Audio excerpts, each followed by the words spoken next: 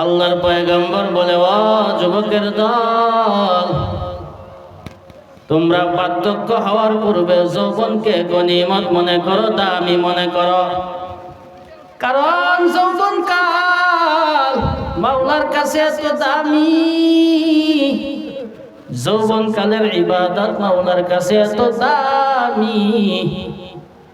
এক বুড়া রাস্তা দিয়া হাঁটে, ওই বুড়া রাস্তার ভিতরে কি যেন খুঁজতেছে। পিছনের দিক থেকে নাতি ডাক দিয়া কইরে, দাদা ও বুড়া কি খুঁজো? বুড়াই ডাক দিয়া কয়, হে নাতি, ওই রাস্তায় আমার যৌবন খুঁজতেছি। নাতি ডাক দিয়া কয়, রে বুড়া, ওই রাস্তায় তো যৌবন তালাশ করিয়া পাইবা না। বুড়াই ডাক দিয়া কয়, হে নাতি, ওই রাস্তায় যৌবন পাবো না কথা সত্য, কিন্তু আমি যৌবন যে পাইব না এটা ঠিক, কিন্তু তোমাকে শিক্ষা দেওয়ার জন্য আমার যৌবন কালটা ওই রাস্তার মধ্যে কাটাইছে। এই জন্য হে নাতি, ভালো করিয়া শুনো, যৌবন থাকতে যৌবনের মূল্যায়ন দাও। যখন বৃদ্ধ হয়ে যাইবা তখন আর আফসোস করিয়া কোনো লাভ হবে না। আল্লাহর পয়গম্বর বলে, ও যুবকের দল, তোমরা যৌবন কালকে গনিমত মনে করবা বাধ্য হওয়ার পূর্বে। আল্লাহর পয়গম্বর রাহমাতুল লিল আলামিন বলে, হে যুবকেরা, যৌবন কালের ইবাদত মাওলার কাছে তো দামি, যে ইবাদত মাওলার কাছে তো দামি রে বাবা। আল্লাহর রাসূল বলে, যখন কোন বান্দা যৌবনকালে আল্লাহ তাআলাকে ডাক দেয়, কারণ যৌবনকালে একজন ব্যক্তির যৌবনের চাহিদা থাকে, তার গুনার দিকে মনটা দৌড়ায়। একজন মানুষ তার চোখ গুনার দিকে দৌড়ায়, প্রত্যেকটা অঙ্গ প্রত্যঙ্গ গুনার দিকে দৌড়ায়। আল্লাহর রাসূল বলেন, ওই সমস্ত যুবকেরা যখন গুনাহ করার সুযোগ পাওয়ার পরেও নিজেকে গুনাহ থেকে বাঁচাইয়া আল্লাহ তাআলার কদমে সিজদা দেয়, মাওলা পাকের কদমে সিজদা দেয়। আল্লাহর রাসূল বলেন, হে উম্মত, ওই যুবকের সিজদা মাওলার কাছে এত দামি, ওই বুড়ার সিজদা আল্লাহর কাছে এত দামি না। কারণ কি, ওই বুড়া এখন ইচ্ছা করলে কোনো গুনাহ করতে পারবে না, ইচ্ছা করলে ওই বুড়া একটা গুনার দিকে যাইতে পারবে না, যাত্রা পালায় যাইতে পারবে না, জিনার কাছে যেতে পারবে না। কারণ বুড়ার এখন ওই ক্ষমতা নাই, বুড়া ইচ্ছা করলে গুনাহ করতে পারবে না। আর ওই যুবক ইচ্ছা করলে সে গুনার দিকে যাইতে পারবে, ইচ্ছা করলে সে জিনা করতে পারবে, ইচ্ছা করলে সে যাত্রা পালায় যেতে পারবে। আল্লাহর রাসূল বলে, এই যে সমস্ত যুবকেরা গুনাহ করার সুবিধা থাকার পরেও নিজেকে গুনাহ থেকে বাঁচাইয়া আল্লাহ তাআলার ইবাদত বন্দেগী করে, ওই যুবক হাসরের ময়দানে আল্লাহর আরশের ছায়ার নিচে জায়গা পাবি। এজন্য আল্লাহর রাসূলের ওসিয়ত, এক নাম্বার, বার্ধক্য হওয়ার পূর্বে তোমরা যৌবনকে গনিমত মনে করো।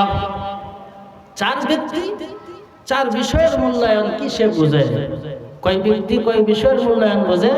চার ব্যক্তি চার বিষয়ের গুরুত্ব বুঝে। الذين اصطفى أما بعد فأعوذ بالله من الشيطان الرجيم بسم الله الرحمن الرحيم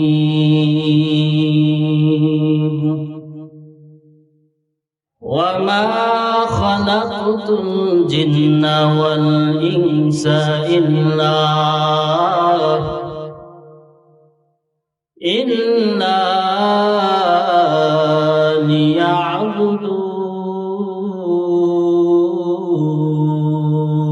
ليعبدون وقال النبي صلى الله عليه وآله وسلم اغتنم خمسا قبل خمس شبابك قبل هرمك وصحتك قبل سقمك وغناك قبل فقرك وفراغك قبل شغلك وحياتك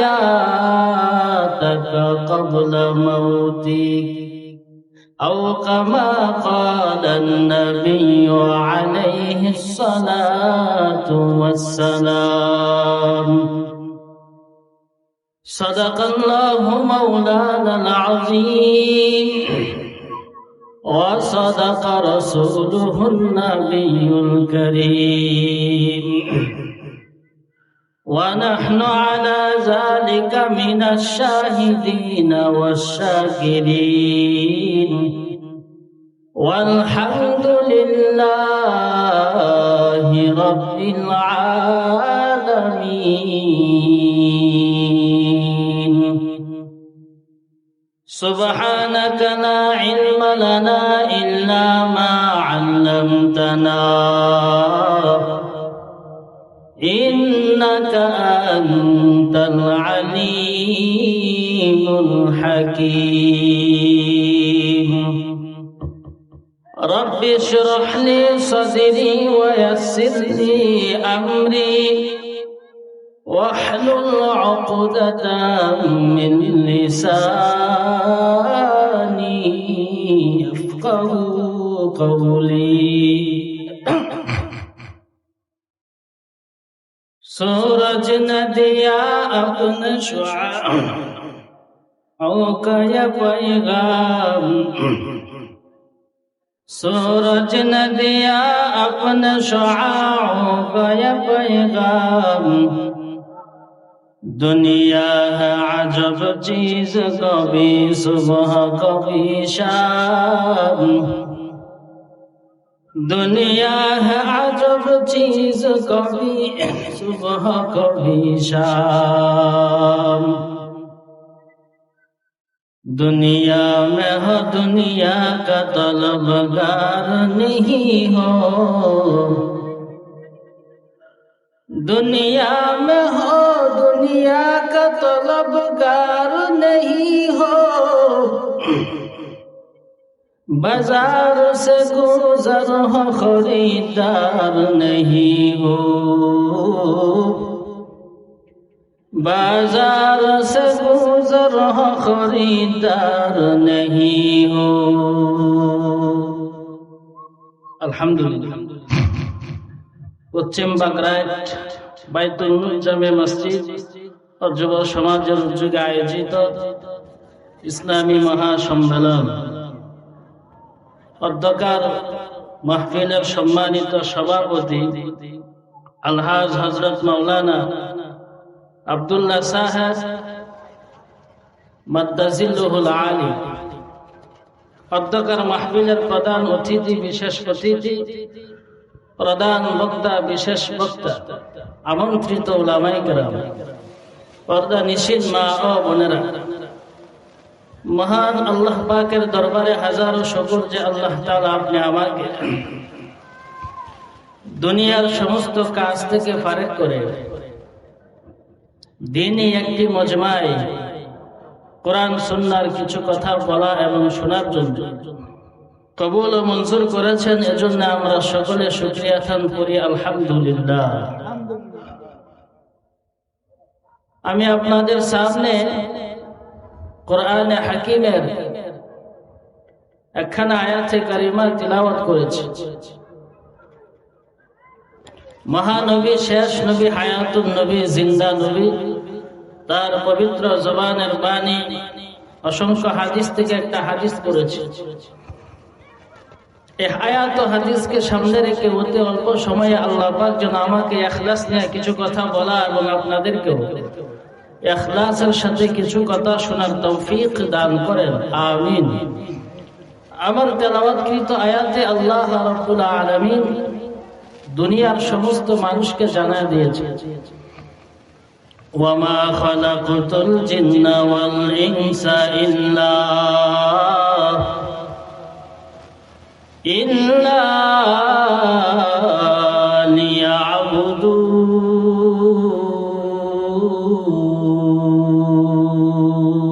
ليعبدون ما خلقت الجن والإنس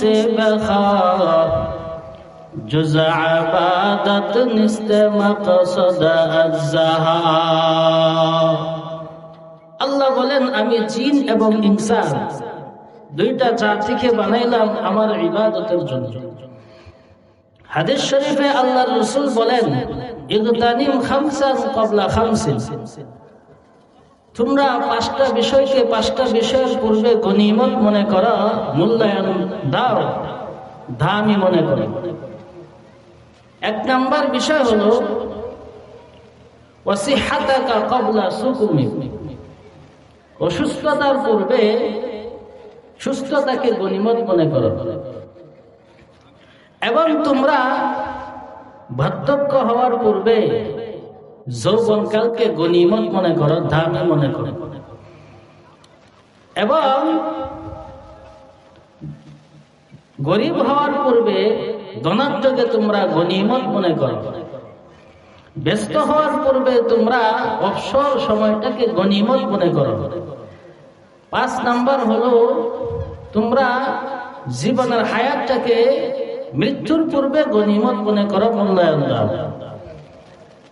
তাহলে এই হাদিস থেকে আল্লাহর রাসূল সাহাবায়ে কেরামকে শিক্ষা দিয়েছেন, ও সাহাবারা তোমরা পাঁচটা বিষয়কে পাঁচটা বিষয়ের পূর্বে গনিমত মনে করবা, মূল্যায়ন দিবা, তো তোমাদের দুনিয়া এবং আখিরাতের জীবন সুন্দর হয়ে যাবে। এই পাঁচটা বিষয়ের এক নাম্বার বিষয় হলো ইগতানিম খামসান ক্বাবলা খামসিন শাবাবাকা ক্বাবলা হারামিক।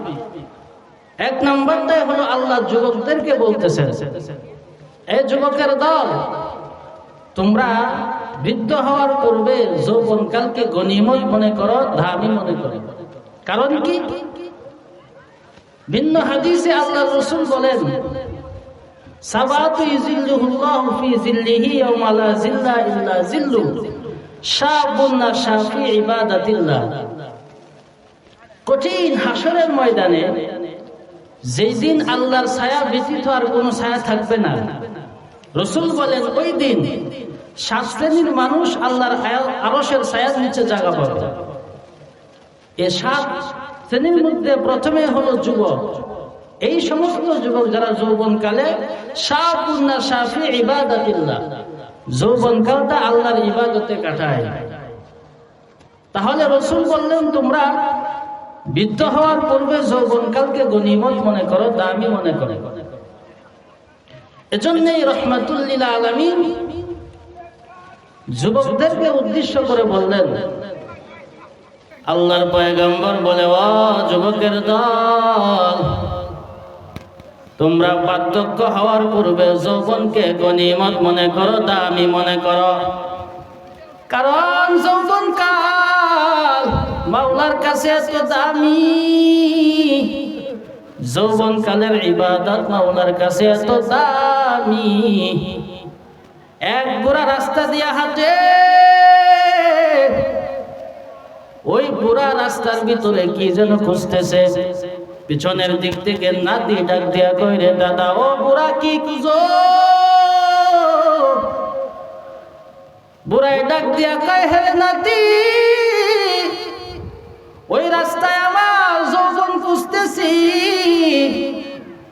নাতি ডাক দিয়া কয়, রে বুড়া, ওই রাস্তায় তো যৌবন তালাশ করিয়া পাইবা না। বুড়াই ডাক দিয়া কয়, হে নাতি, ওই রাস্তায় যৌবন পাবো না কথা সত্য, কিন্তু আমি যৌবন যে পাইব না এটা ঠিক, কিন্তু তোমাকে শিক্ষা দেওয়ার জন্য আমার যৌবন কালটা ওই রাস্তার মধ্যে কাটাইছে। এই জন্য হে নাতি, ভালো করিয়া শুনো, যৌবন থাকতে যৌবনের মূল্যায়ন দাও, যখন বৃদ্ধ হয়ে যাইবা তখন আর আফসোস করিয়া কোনো লাভ হবে না। আল্লাহর পয়গম্বর বলে, ও যুবকের দল, তোমরা যৌবনকালকে গনিমত মনে করবা বাধ্য হওয়ার পূর্বে। আল্লাহর পয়গম্বর রাহমাতুল লিল আলামিন বলে, হে যুবকেরা, যৌবনকালের ইবাদত মাওলার কাছে তো দামি, যে ইবাদত মাওলার কাছে তো দামি রে বাবা। আল্লাহর রাসূল বলে, যখন কোন বান্দা যৌবনকালে আল্লাহ তাআলাকে ডাক দেয়, কারণ যৌবনকালে একজন ব্যক্তির যৌবনের চাহিদা থাকে, তার গুনার দিকে মনটা দৌড়ায়। একজন মানুষ তার চোখ গুনার দিকে দৌড়ায়, প্রত্যেকটা অঙ্গ প্রত্যঙ্গ গুনার দিকে দৌড়ায়।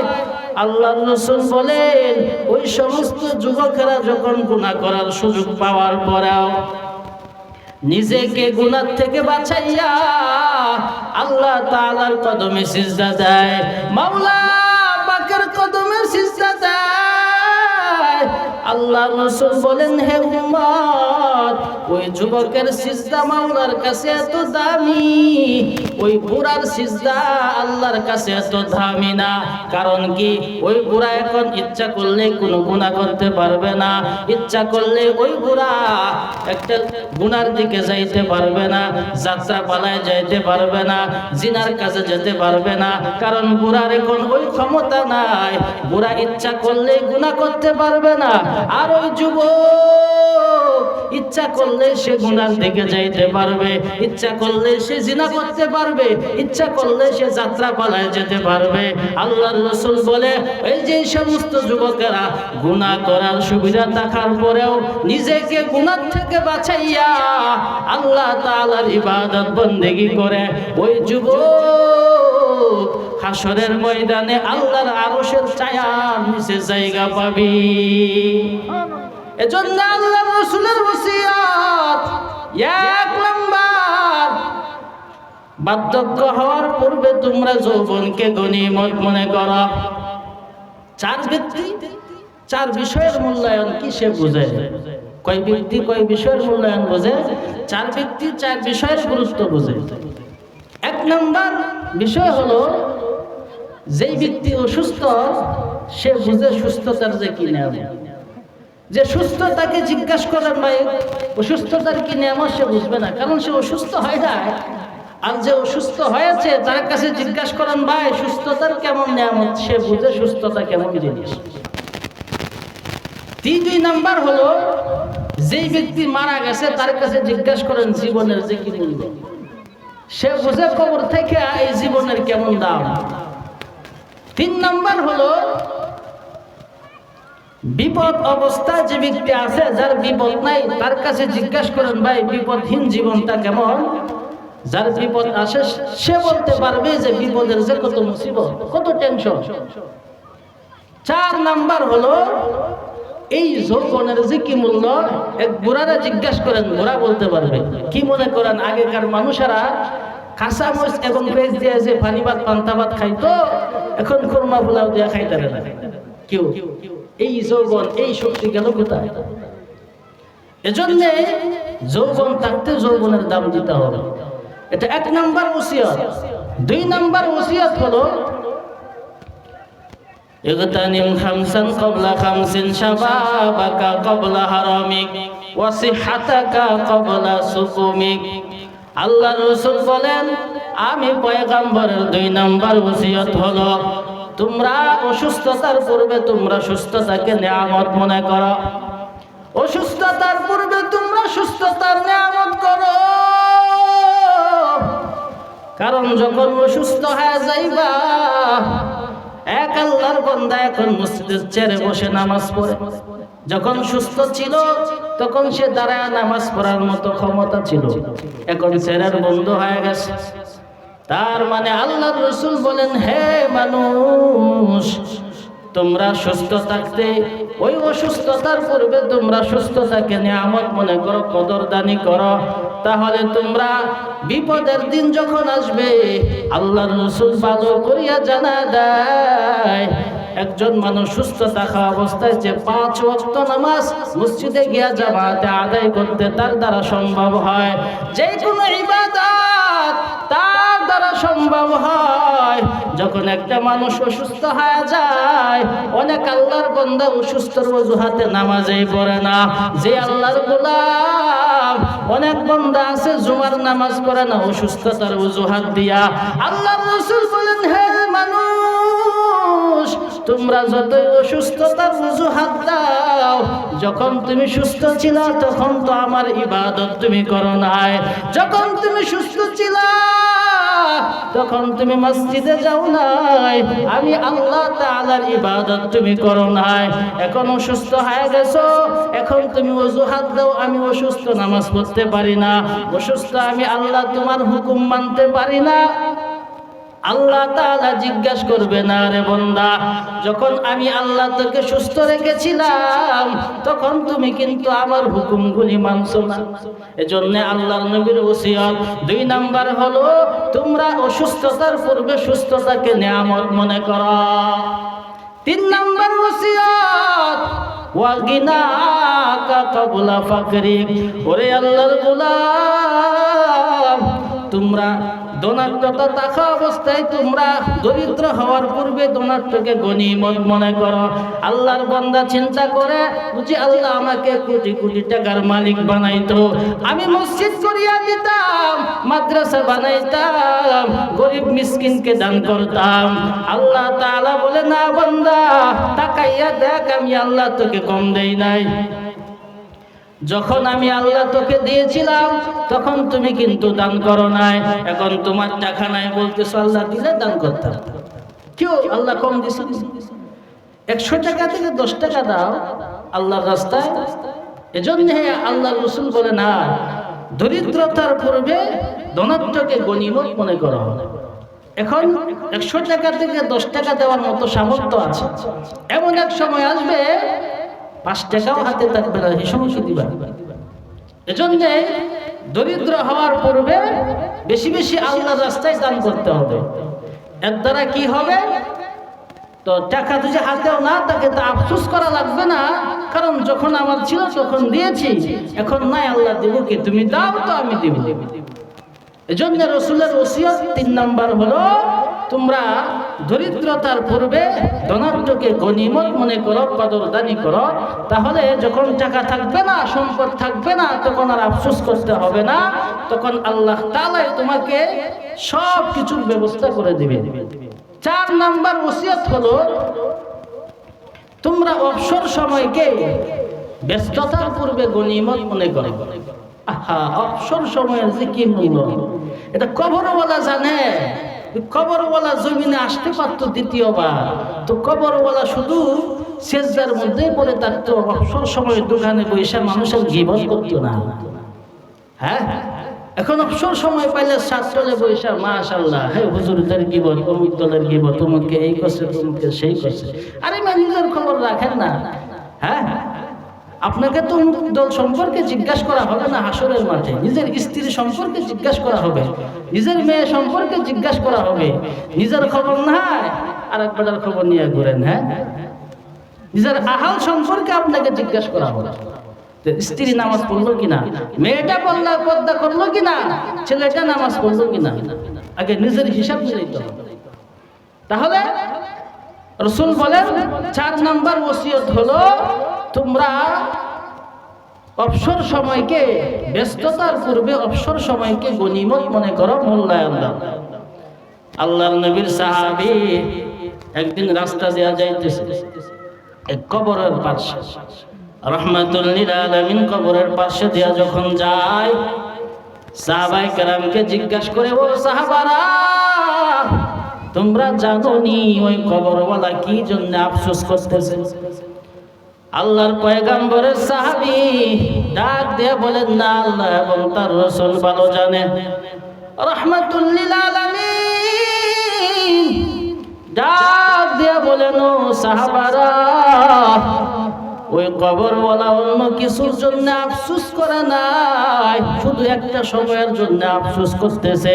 যে সময়টা অবসরে খাটাইছে ওই সময়টার জন্য কবরওয়ালা বড় আফসোস করতেছে।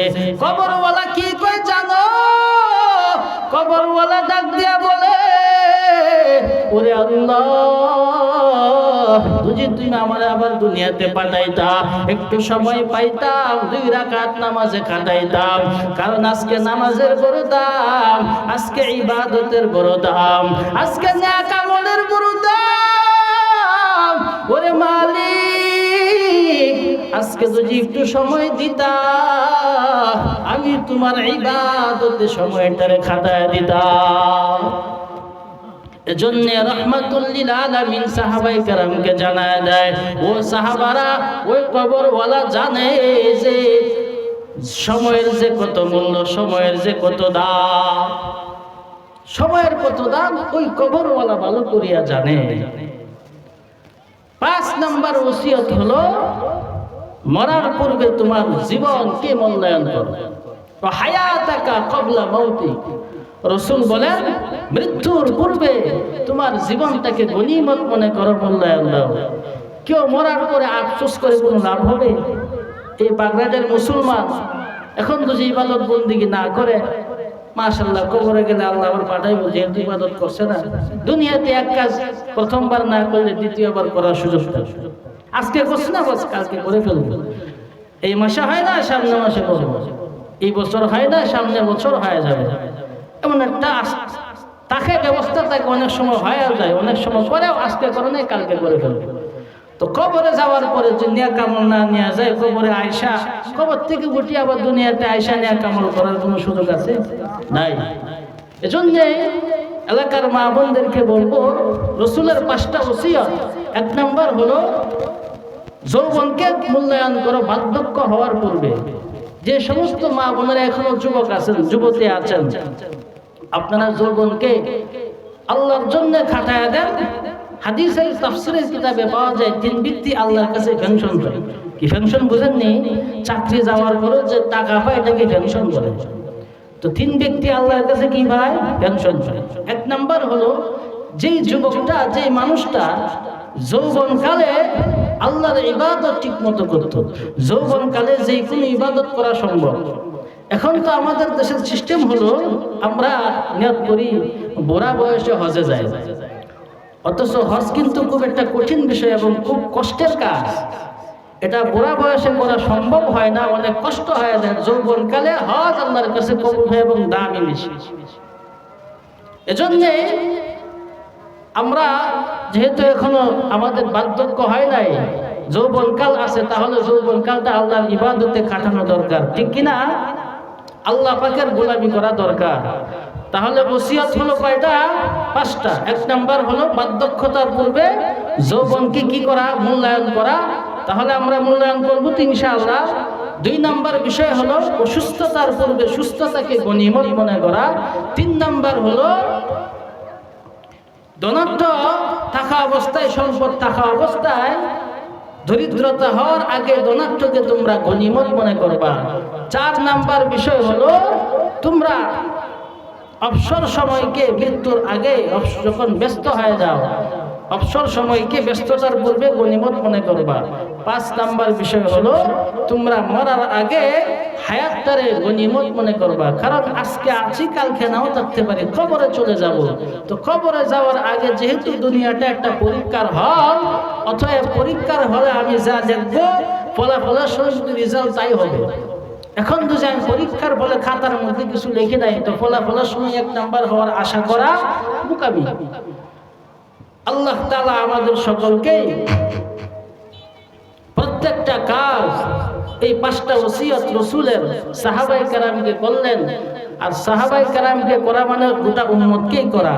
আল্লাহ তাআলা আমাদের সকলকে এই 5টা ওসিয়ত মতো নিজের জীবনকে গড়া এবং দামি মূল্যায়ন মনে করিয়া দুনিয়া এবং আখিরাতে আল্লাহ পাক কামিয়াবি দান করেন।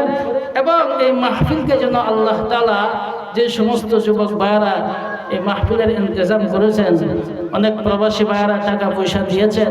আল্লাহ প্রত্যেকের দানকে আল্লাহ কবুল আর মঞ্জুর করিয়া নেন এবং এই মাহফিলকে নাজাতের জরিয়া বানায় দেন। সকলে বলে আমিন। ওয়া আখিরু দাওয়ানা আনিল হামদুলিল্লাহি রাব্বিল আলামিন। আসসালামু আলাইকুম ওয়া রাহমাতুল্লাহি ওয়া বারাকাতুহু।